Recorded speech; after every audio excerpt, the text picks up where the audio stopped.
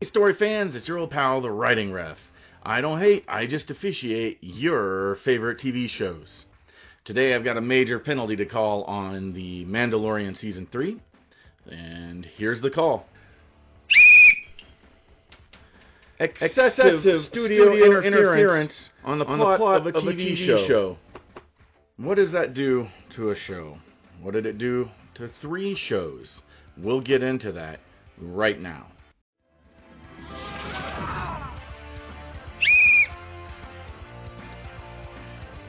Somehow Palpatine returned. Rebellion tell me to protect them. What if they get sick? While Danny kind of forgot about the Iron Fleet and Euron's forces.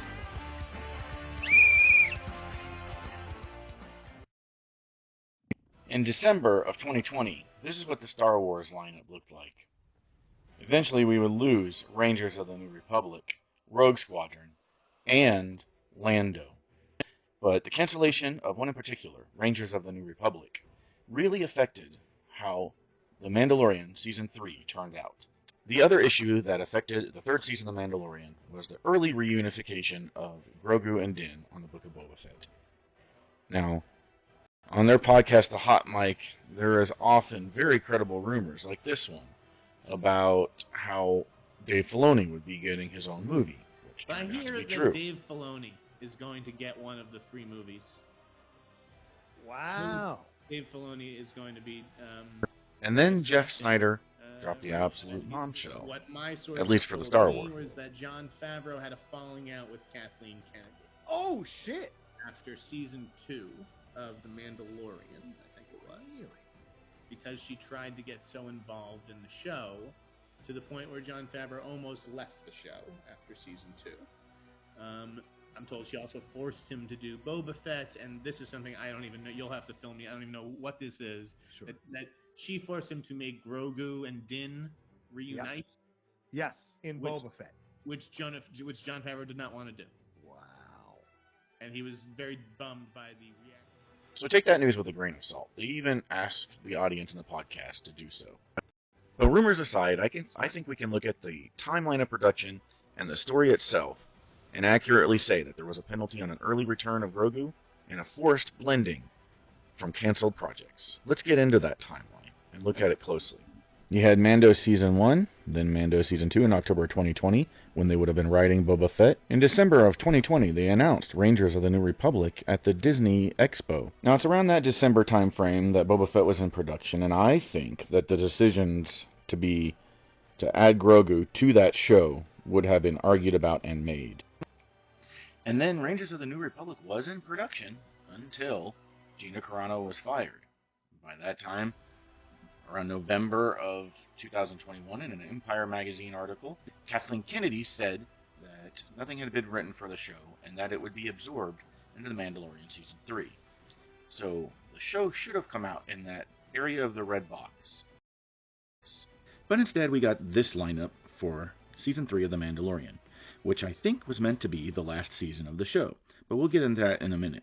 First, let's concentrate on what we should remove from the season that had anything to do with Rangers of the New Republic. First, we're going to remove the Guns for Hire episode. Sorry, Jack Black and Lizzo fans. We'll give them different roles, I promise. Then we're going to move the Foundling episode up to around its place. Last, we're moving most of the episode The Convert back to its original spot in the Rangers of the New Republic show.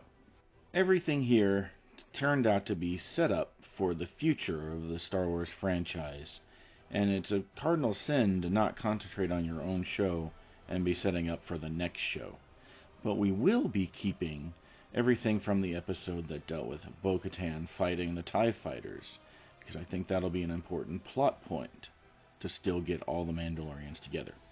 I think all the cameos in Guns for Hire were done really well and wisely for what they were doing with the show. It's really important to acknowledge that Mandalore needs sponsorship from other worlds to rejoin the New Republic. However, for purposes of this story, we need to make what happens with the Darksaber go smoothly. And I actually think Jon Favreau had a plan that would have worked much better before he had to chop everything up. So now our season of Mandalorian looks like this, with 2 blank spots for episodes that we need to fill. But we can't do that yet. We still have to do a few things with this episode called The Pirate. Everything with New Republic pilot Carson Teva needs to go back into Rangers of the New Republic. A lot of people I saw point out how it would have made more sense for Grief Karga to call the Mandalorian for help directly. And before you had to smush 2 shows together, I think that's exactly what they would have done. Which means that the Mandalorians still have to deal with these pesky pirates and eliminate them. But I think we would have seen these pirates before in Rangers of the New Republic. So I'm going to go over what I think the episodes for that show might have been. It starts out with the Rangers trying to clean up piracy in the Mid-Rim. Maybe these pirates. Maybe they get some help from Hondo. A reunion! I was right. Again. How wonderful. And then you have Kanan Pershing on Coruscant. You show Gideon's escape actually happen. You have the Coruscant espionage as maybe Cara Dune or a different character tries to figure out how Gideon escaped. Then you've got more pirates and Hondo for sure. I mean, come on. Why haven't we seen him yet? Then you have the show end with 3 episodes battling the various warlords that we saw at the beginning of the penultimate episode of The Mandalorian Season 3. So there you have it. I've reset the timeline where Rangers of the New Republic exists again in some form. And now we have to put Grogu back where he belongs, i.e. not in someone else's show, but in his own. In order to do that, we're going to have to make some changes to Season 3 again. We're going to get rid of most of the episode The Apostate and move the Minds of Mandalore further up in the timeline of the show. This will allow us to go into the Book of Boba Fett and take out everything that should have been in The Mandalorian Season 3 and move it back. This is the easy part. Return of the Mandalorian should be the first episode of Season 3 of The Mandalorian. And it makes so much of the Apostate episode unnecessary because you're just repeating things for an audience that didn't watch Book of Boba Fett. So that whole episode stays intact. By the way, we're only going to make 1 special armored item for Grogu, not 2. There's no reason to make him another one. Especially if there isn't a year gap between episodes that should have all been in the same season. I saw a lot of people saying that Din's Covert doesn't value the Darksaber, but they do, because the Armorer does and knows all about it. It just isn't important to Din. But this scene is important. Everything else, especially Cobb Vanth, should stay in the Book of Boba Fett. Cobb Vanth should have been more than a 1-episode character. He should have met up with Boba and had interactions with him, so that when we lose him later, or he gets gunned down later, it's much more powerful. And now, with the Mandalorian episodes gone, we'll have time to do that. We'll also have a lot more time for Cad Bane. Cad Bane, like Gideon, should have his presence felt throughout the entire series. And the way to do that is to minimize the amount of flashbacks, but we'll talk about that in a little bit. But Cad Bane would have come in at the 3rd to last episode and started to mess things up. I'll show you how that order works out. But first, we have to move all of the training, the Jedi training, back to the Mandalorian Season 3. But instead of keeping it all in 1 episode, we'll move it all throughout the entire first half of the season. That way, we'll even be able to have a little bit more Luke, or a little bit more Ahsoka, and it'll feel really earned when Mando and Grogu finally get back together. This is what the Book of Boba Fett becomes. We have so much more time for both Cobb Vanth and Cad Bane. That Cad Bane appears in episode 5, and you have a whole new episode that I call A Fistful of Spice. Now, Ryan Airy over at Screen Crush did a great comparison of how flashbacks are supposed to work between Andor and Boba Fett. So there's my shout out. Please, please notice me, Screen Crush fans. Anyway, because of that video, it's obvious to me that Favreau and Filoni didn't set out to make a flashback-centric format for a show. They probably started out with just a few flashbacks for Boba to remember his past, and because they were putting the Mandalorian back in, made it part of the whole show. But the story of Boba Fett for us really should start with him getting out of that Sarlacc pit. The first 2 episodes should be about his time with the Tusken Raiders, and by the beginning of the 3rd episode, they all get wiped out. And we think it's because of the swoop game, but really, Cad Bane was behind it, working for the Pikes. They should have made that connection, and I thought they were going to in the original show. But really, you don't get to spend enough time with Cad Bane during the show to make that twisty, turny plot point interesting. So once the Sand People are killed, and not all of them, mind you, I would hope they would return for the finale. But I can't prove that any different writing would have happened differently in that regard. This is a revenge quest for Boba, and it starts with him looking for his armor until he finally gets his revenge. I think Cobb Vanth, or perhaps even the mod kids, would help Boba realize he took out his revenge on the wrong people. And then Vanth and him would have sort of a buddy cop thing. The buddy cop thing they wanted to have in Mandalorian Season 3, where they discover the real culprit leads back to Jabba's palace. They take out Bib Fortuna, and now Boba wants to rule Tatooine to make everything fair for all the people, and especially the Sand People. Now, I still show you the mod kid speed chase because there's a lot of stuff in Boba Fett that would still stay the same. But I see a clear through line for Boba's motivation to go from getting his armor to revenge to saving the Sand People. And having that be clear starts with a clear goal for Rangers of the New Republic, and it ends up with a good Boba Fett show and a great Mandalorian Season 3. Let's see how it all comes together. First things first, look at how many episodes include Luke in it. That's because Luke's no longer a cameo, but spread throughout the series as a real presence as we go through training with Grogu, and learn more and more about how he misses being a Mandalorian. Restoring the story to the way it originally was means everything with the Darksaber will flow a lot better. Do you still have the saber? I do. Then you lead them. Wave that thing around, and they'll do whatever you say. Except they both know the Darksaber isn't worth fighting over. You can even tell in Bo-Katan's tone there. And with Din having recently fought over it and gained nothing from it except expulsion from his own sect, they both know it's meaningless. But what really means something is Mandalore. And so the story would progress as it did through the minds of Mandalore.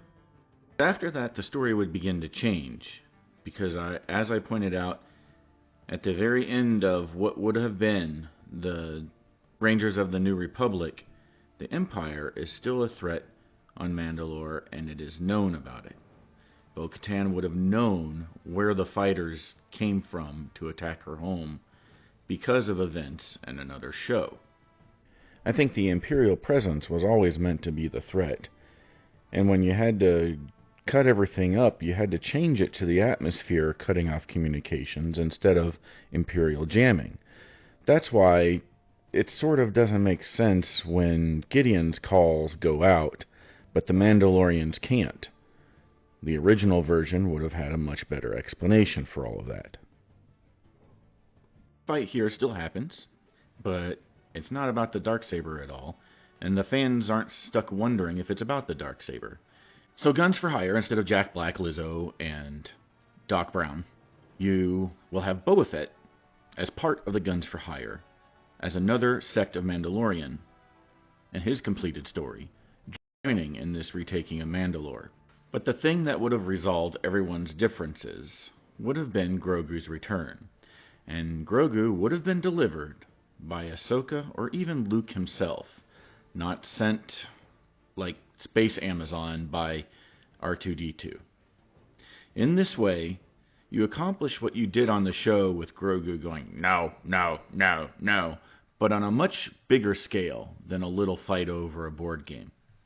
Season 3 of The Mandalorian was full of unresolved plot threads. Some people might call them plot holes, but really, I call it just dragging their feet. Because I know they're going to do a 4th season. So a lot of the rewrites had things that would have been resolved this season, like the Mythosaur, for example, have to wait till next season. Another thing that has to wait is why Bo-Katan is so infatuated with the Mythosaur, but also her ability to take off her helmet as she's given permission to do so, but Din does not, even when he becomes a father, and it seems strange to me that as officially being declared a father, he's not allowed to remove his helmet for Grogu. And that Pedro Pascal may have had issues this season being on set the entire time, or at all. I suspect Din will earn the permission to remove his helmet and walk both ways next season.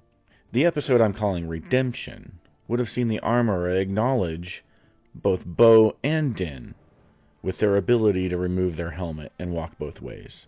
Because this would have been, again, the season finale. Now let's talk about those final 2 episodes. There definitely was supposed to be a bigger, longer space battle. Just look at this artwork. More spaceships blowing up. Shots of Mandalorian stormtroopers inside the TIE fighters. And most importantly, Axe flies up during the battle. So I think that the tension that we all experienced with the Armorer flying up to outer space was meant to reveal a space battle going on. Now remember, you can redo actor shots, but redoing a bunch of CGI is a lot more expensive. So all they had to do was remove the TIE fighters here and redo the conversation a little bit, and voila, it's not a battle anymore. And yeah, all those sick and wounded that she was bringing up there, yeah, never mind about them. They don't matter anymore. But what did matter, at least a lot to Gideon, was his clones.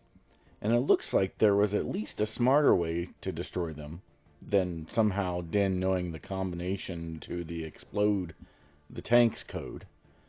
But also, Gideon knew where the Mandalorian was and made no effort to defend his clones. But that's because of some funny editing. Notice the door behind Gideon is triangular as he leaves. The door that Din enters through from the cloning facility is triangular. And then Gideon traps him there and appears through a different doorway with a trapezoidal opening. So did Gideon do a full walk around looking for the Mandalorian? Or did something draw him to the hangar bay when he should have been looking for Din and protecting his clones? I propose that this villain speech by Gideon is at the very least a rewrite and at most a reshoot with a matte painting in the background. We missed a lot from this final battle, and that's okay, because we'll get it later on in some other capacity. But I really would have liked to have seen what the original vision was when we had Rangers of the New Republic and a Book of Boba Fett all about Boba Fett. And there you have it, story fans. What might have been had there been no studio interference way back at the Book of Boba Fett. I hope you've gained a new appreciation for what we didn't get, but more importantly, a greater appreciation for what we did get, and that all Star Wars fans can come together and enjoy this great franchise that we have. But also we want our storytellers to learn a little bit and let the creators take the reins. Until next time, this has been the Writing Ref, and that is the story.